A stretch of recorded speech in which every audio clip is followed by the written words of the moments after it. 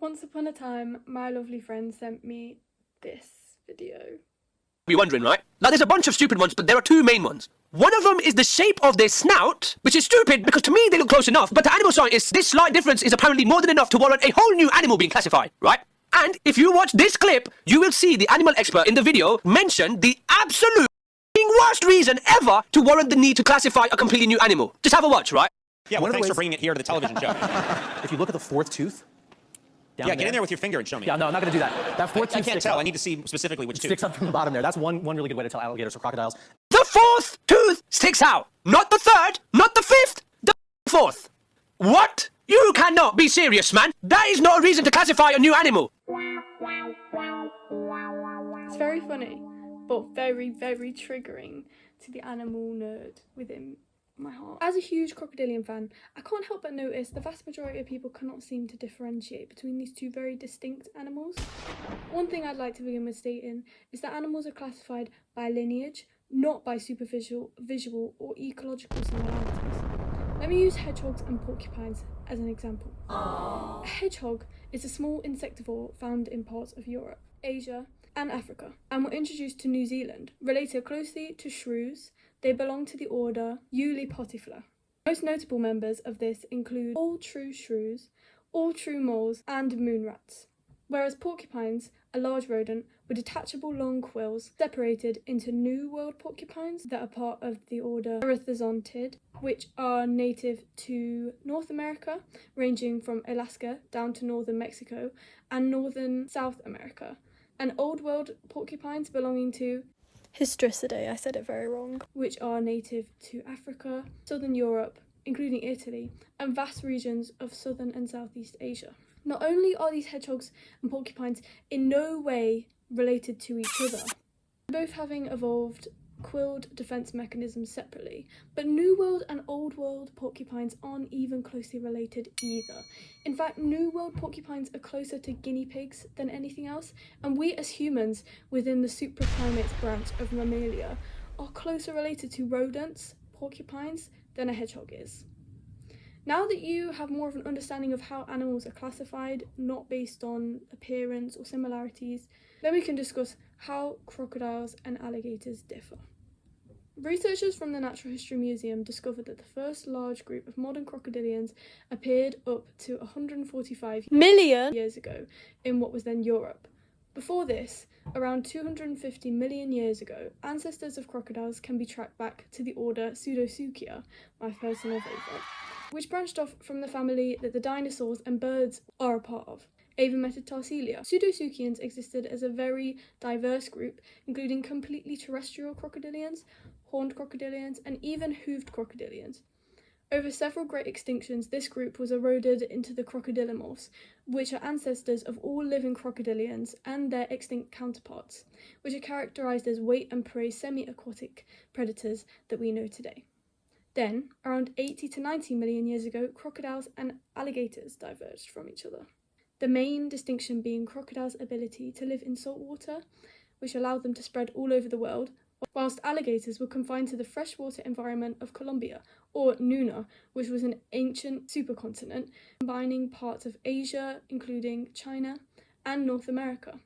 This means that crocodiles and alligators have existed as two separate animals longer than the genus Homo has existed, which appeared 2.8 to 2.5 million years ago, and that is much longer than Homo sapiens have existed, which is an embarrassingly short 300,000 years. This has given these two families millions of years to evolve separately, yet because their body plan and predatory skill were so successful, these animals have stood the test of time and stayed adapting the same ecological niche. Now we have clarified the initial separation of the order Crocodilia, let's examine what happened afterwards.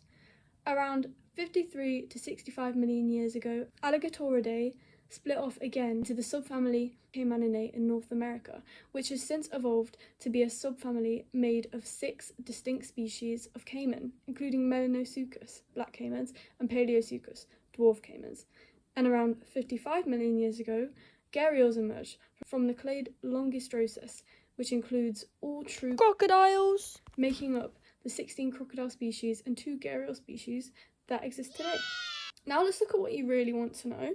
How do you tell them apart? The first initial identifier is the shape of the snout. While crocodilians and gharials' snout is V-shaped, an alligator or caiman's snout is U-shaped. This is due to the crocodile's fourth tooth, the second identifier. When a crocodile closes its mouth, it will have some teeth pointing vertical upwards as its upper jaw curves around it to avoid these sharp homodonts, which means teeth that are all the same shape, which gives the snout an overall V-shaped appearance. Whereas, when an alligator's mouth is shut, no teeth along the bottom row are visible, as the upper jaw has a hole in the gum for the large fourth tooth to slot into.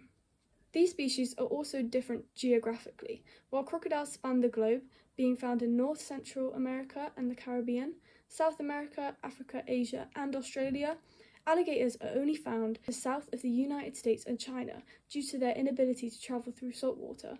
And because these crocodiles have a special gland, they can inhabit salty, fresh, and brackish water. That means that they have a wider range of the world. 2 alligator species are typically darker than crocodiles, ranging from grey to black, and the 16 species of crocodile being more the traditional olive green represented in the media, or tan/beige colour.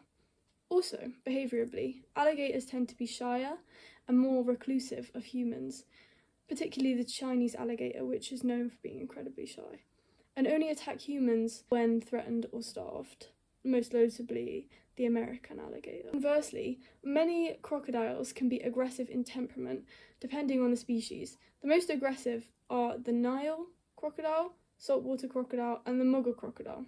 The safest crocodile species within Crocodilidae is the African dwarf crocodile, as they are too small themselves, an average of 1.5 metres, to consider humans as prey. Other safe crocodilians include the gharials, which are among the safest of the whole clade, as their snouts are specifically designed to capture fish, so don't really see mammals as a source of food. Now that you know all that you know, which should be quite a lot, well, we can see how well you can actually identify crocodilians and alligators. So I'm going to put a picture up of a crocodile or alligator, and I want you to guess which one. That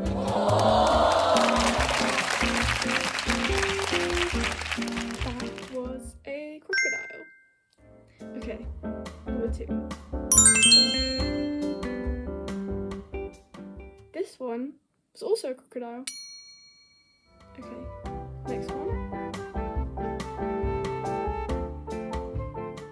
That one was an alligator. And this one was a crocodile. And finally,